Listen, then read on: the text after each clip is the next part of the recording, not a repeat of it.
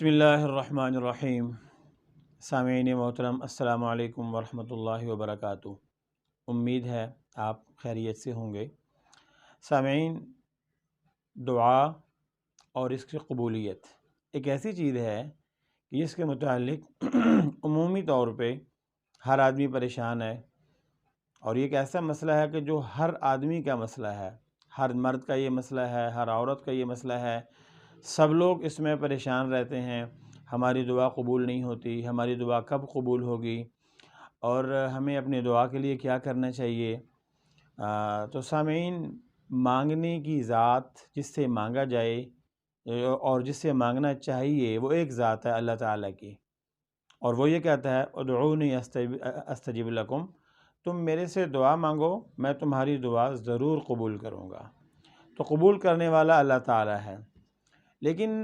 دعا کی قبولیت کے اوقات اور پھر ایسی دعائیں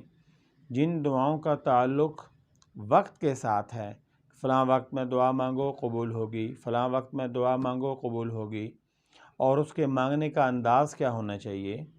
چونکہ انسان کو اپنی چھوٹی بڑی حاجتوں میں، اپنی چھوٹی بڑی ضروریات میں، اپنے مسائل میں، اپنی بیماریوں میں، اپنی مشکلات میں، روزمرہ کے معاملات میں قدم قدم پہ یہ انسان اپنے رب کا محتاج ہے، اور قدم قدم پہ اس کو رب کی دستگیری کی ضرورت ہے، رب کی مدد کی ضرورت ہے۔ تو اس لیے تو آپ جب مسنون اعمال دیکھتے ہیں تو جناب نبی کریم صلی اللہ علیہ وسلم کی ہر موقع کی دعا ہے۔ گھر سے باہر نکلنا ہے تو کون سی دعا پڑھنی ہے، گاڑی میں سوار ہونا ہے تو کون سی دعا پڑھنی ہے، اور ایسے ہی کسی کے پاس پہنچنا ہے تو کون سی دعا پڑھنی ہے، مسجد میں داخل ہونا ہے تو کون سی دعا پڑھنی ہے، اپنے گھر میں داخل ہونا ہے تو کون سی دعا پڑھنی ہے، بیت الخلاء جانا ہے تو کون سی دعا پڑھنی ہے، پھر باہر آنا ہے تو کون سی دعا پڑھنی ہے۔ ہر قدم قدم کی، ہر لمحے کی، ہر موقع کی دعائیں ہیں جو جناب نبی کریم صلی اللہ علیہ وسلم نے پڑھی ہیں۔ یہ وہ دعائیں ہیں جو امام الانبیاء صلی اللہ علیہ وسلم دن میں جب جب یہ موقع آتے وہ رب کے حضور التجا فرماتے انہی الفاظ کے ساتھ، وہ رب کے حضور دعائیں پڑھتے تو انہی الفاظ کے ساتھ، وہ اپنے رب کو پکارتے تو انہی مبارک الفاظ کے ساتھ۔ اس لیے سب سے پہلی چیز تو جو احادیث مبارکہ میں مسنون دعائیں ہیں، امام الانبیاء صلی اللہ علیہ وسلم نے موقع محل کی دعائیں پڑھی ہیں، ان کا خاص طور پہ اہتمام کرنا چاہیے۔ دوسری چیز کہ ہم اپنے اللہ سے جب دعا مانگتے ہیں تو سامعین ایک بات یہ پہلے سمجھ لیں کہ دعا ایک مستقل عبادت ہے۔ المیہ یہ ہے کہ ہم نماز کو تو عبادت سمجھتے ہیں کہ نماز پڑھ لی اچھی بات ہے، قرآن پڑھ لیا اچھی بات ہے، تلاوت کر لی اچھی بات ہے،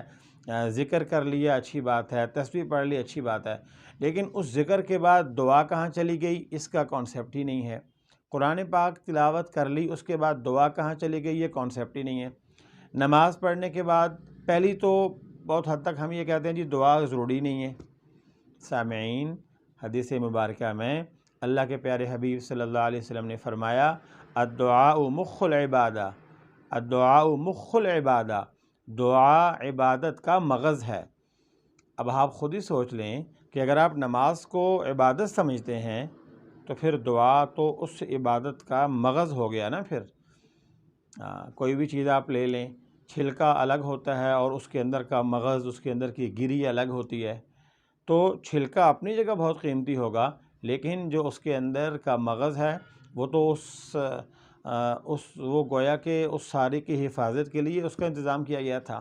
اس کی کیا حیثیت ہوتی ہے۔ تو نماز اپنی جگہ اللہ کا بڑا حکم ہے، لیکن اللہ کے اس حکم کو جب ہم پورا کر لیں پھر اس کے بعد اپنے رب کے حضور ہاتھ پھیلائیں، اپنے رب کے حضور اپنی جھولی پھیلائیں، اپنے رب کے حضور اللہ سے دعا مانگیں۔ حدیث مبارکہ میں آتا ہے فرض نماز کے بعد دعائیں قبول ہوتی ہیں، چونکہ انسان اللہ کے دربار میں حاضر ہوتا ہے اور عاجزی کرتا ہے، انکساری کرتا ہے۔ اس عاجزی کے بعد، اس انکساری کے بعد وہ انسان اللہ کے قریب ہو جاتا ہے، گناہوں سے دور ہو جاتا ہے، شیطان سے دور ہو جاتا ہے۔ تو جب وہ اللہ کے قریب ہو گیا تو ایسے موقع پہ اپنے رب کو پکاریے، اپنے رب سے اپنی التجائیں کیجئے، اپنے رب سے اپنی دعائیں کیجئے، حدیث شریف میں آتا ہے کہ اذان کا جواب دینے کے بعد جب آپ دعا مانگتے ہیں اذان کے بعد تو وہ دعا کی قبولیت کا وقت ہے، جب نماز کھڑی ہو جائے تو دعا کی قبولیت کا وقت ہے، ایسے ہی قرآن پاک کی تلاوت کے بعد بھی دعا کی قبولیت کے اوقات ہیں۔ تو ان اوقات میں اللہ سے دعائیں مانگنا، اور خاص طور پہ کوئی سا بھی نیک عمل کر کے نماز آپ نے پڑھی، اور نماز چونکہ دن میں 5 نمازیں فرض ہیں اور دن میں 5 مرتبہ رب کے حضور بیٹھ کے دونوں ہاتھ پھیلا کے، اپنا دامن پھیلا کے، اپنی جھولی پھیلا کے اپنے اللہ سے دعا مانگنا۔ موقع محل کی بے شمار دعائیں ہیں، ہمیں کیا مانگنا چاہیے؟ امام الانبیاء صلی اللہ علیہ وسلم کے اپنے چچا حضرت عباس رضی اللہ تعالیٰ عنہ اپنے بھتیجے سے کہنے لگے، جب ان کو موقع ملا، فرصت ہوئی کہ آپ صلی اللہ علیہ وسلم کے میں قریب ہو سکتا ہوں اور میں پوچھ سکتا ہوں، آپ دیکھیے کائنات کی سب سے عظیم ہستی، کائنات کے سب سے بڑے عالم، کائنات کے سب سے بڑے مربی، کائنات کے سب سے بڑے پیر و مرشد، کائنات کی سب سے عظیم ہستی جو سارے نبیوں کے امام ٹھہرے، جو اولین آخرین کے سردار ٹھہرے، جو سید الانبیاء بنے، جو امام الانبیاء بنے، جو خود محبوب خدا بنے، جو خود سارے رسولوں کے سردار بنے، امام الانبیاء صلی اللہ علیہ وسلم کے پاس ان کے چچا آتے ہیں حضرت عباس، اور پاس آ کر کہنے لگے، بھتیجے میں اللہ سے کیا دعا مانگا کروں، مجھے بتاؤ میں اللہ سے کیا دعا مانگوں؟ تو سامعین، امام الانبیاء صلی اللہ علیہ وسلم نے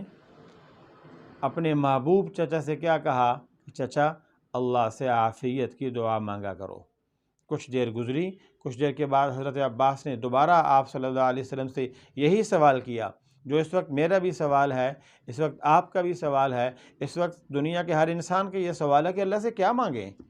کیا ایسی دعا مانگیں، وہ کون سی ایسی چیز مانگیں کہ وہ ہمیں مل جائے تو ہمارے سارے کام ہو جائیں، ہماری زندگی آسان ہو جائے، ہماری دنیا آسان ہو جائے، ہماری آخرت آسان ہو جائے، ہماری گھریلو زندگی آسان ہو جائے، ہماری کاروباری معاملات آسان ہو جائیں، ہماری معاشرت اور ہمارے معاملات وہ ساری چیزیں سیدھی ہو جائیں۔ تو کوئی ایسا خاص وظیفہ، ایسا خاص عمل، ایسی خاص دعا، ایسی کیا خاص چیز ہے جو مانگی جائے؟ تو حضرت عباس نے دوسری مرتبہ امام الانبیاء صلی اللہ علیہ وسلم سے یہی سوال فرمایا کہ حضور مجھے بتائیے کہ میں اللہ سے کیا دعا مانگوں؟ تو امام الانبیاء صلی اللہ علیہ وسلم نے سوال کے جواب میں پھر سے ارشاد فرمایا، میرے چچا اللہ سے عافیت مانگا کرو۔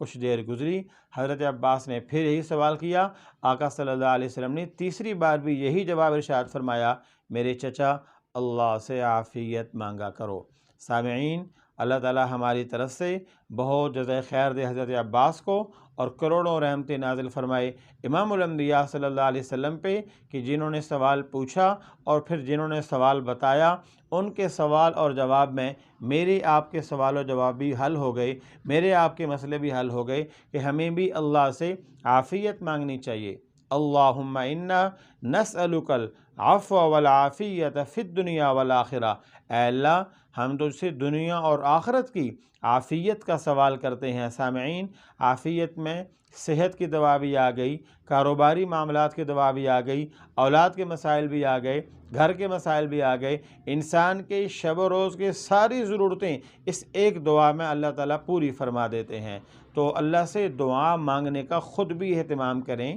جس طریقے سے ہم نماز کا اہتمام کرتے ہیں،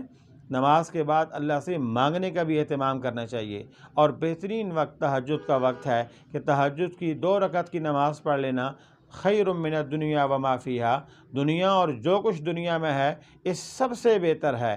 اور رات کے پچھلے پہر میں کسی اللہ والے نے کیا خوب کہا تھا، رات کے پچھلے حصے میں کوئی دولت بانٹی جاتی ہے، جو جاگت ہے سو پاوت ہے، جو سووت ہے سو کھووت ہے۔ تو رات کے پچھلے پہر میں میرا اور آپ کا رب پکار کر یہ کہتا ہے، امن یجیب المضطر، کوئی ہے بے قرار کہ میں اس کی دعا کو میں قبول کروں، کوئی ہے پریشان حال میں اس کی دعا کو قبول کروں، کوئی ہے مصیبت میں گرفتار میں اس کی مصیبت کو دور کروں، کوئی ہے کسی بھی مشکل میں پھنسا ہوا میں اس کی مدد کو آ جاؤں۔ سامعین محترم، رات کے پچھلے پہر میں تہجد کے وقت میں خاص طور پہ بھلے 2 رکعت نماز ہی پڑھ لیں، لیکن 2 رکعت نماز پڑھ کے اپنے اللہ سے تنہائی میں باتیں کیجئے، اپنے اللہ کو راضی کیجئے۔ یقین مانیے ماں باپ کو راضی کرنا مشکل ہے، اللہ کو راضی کرنا مشکل نہیں۔ انسان ماں باپ کو راضی کرتے ہوئے مشکلات کا اور وقت کا شکار ہوتا ہے، لیکن اللہ تعالیٰ کی کریم ذات وہ بہت جلد اپنے بندے سے راضی ہو جاتا ہے۔ بندے نے ہاتھ اٹھائے، ابھی ہاتھ چہرے پہ نہیں پھیرتا، اللہ اسے پہلے راضی ہو جاتا ہے، تو پھر دعائیں بھی قبول ہوتی ہیں، پھر مشکلیں بھی آسان ہوتی ہیں، پھر انسان کے سارے راستے کھل جاتے ہیں۔ تو عبادات کا اہتمام اور خاص طور پہ نمازوں کا اہتمام اور پھر اس کے بعد دعاؤں کا اہتمام ہم مانگتے رہیں۔ وَإِذَا سَأَلَكَ عِبَادِي عَنِّي فَإِنِّي قَرِيبٌ، کہ جب میرا بندہ مجھ سے سوال کرتا ہے تو میں اپنے بندے کے قریب ہوتا ہوں۔ تو سامعین، خود کو بھی اپنے اللہ کے سامنے پیش کریں، اپنے لیے دعا مانگیں، اپنی اولاد کے لیے مانگیں، دنیا بھر کے انسانوں کے لیے مانگیں، اور ہمیں بھی اپنی دعاؤں میں خصوصی طور پہ یاد رکھیے گا۔ بہت شکریہ، ملتے ہیں انشاءاللہ ایک نئے ٹاپک کے ساتھ ایک نئی ویڈیو میں۔ السلام علیکم ورحمۃ اللہ وبرکاتہ۔